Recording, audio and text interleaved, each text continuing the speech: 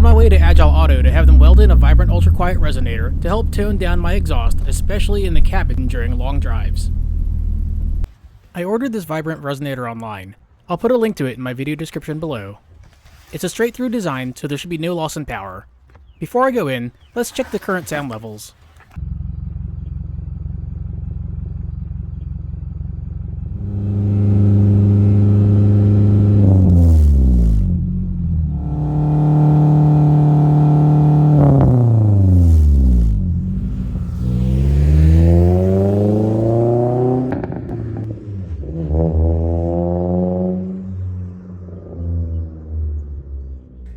While they start working on my car, let's look at the showroom.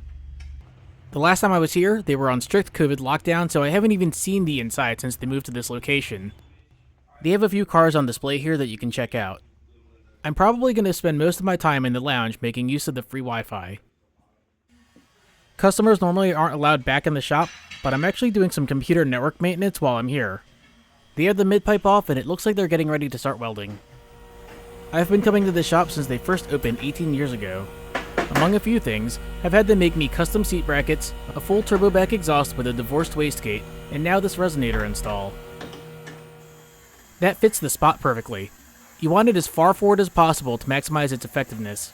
Now let's see how it sounds. It still has that nice low growl at startup, just quieter. The tone also sounds a little deeper. Now let's do some post-resonator sound checks.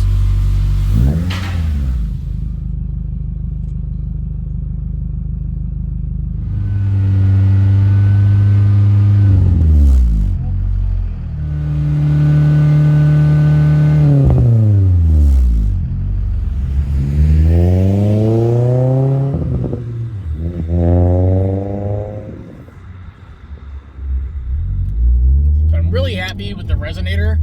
As you saw, it did bring the levels down.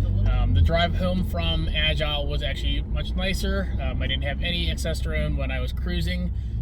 Now, it's still a little loud when you accelerate from a stop or accelerate hard, which is pretty nice. But again, when you're actually cruising, there is less drone.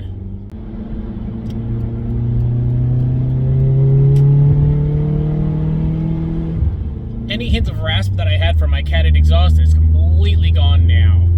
I hope this helps you out if you are thinking about adding a resonator to your car. If you haven't hit subscribe to my channel yet, please do so now. And as always, thank you for watching.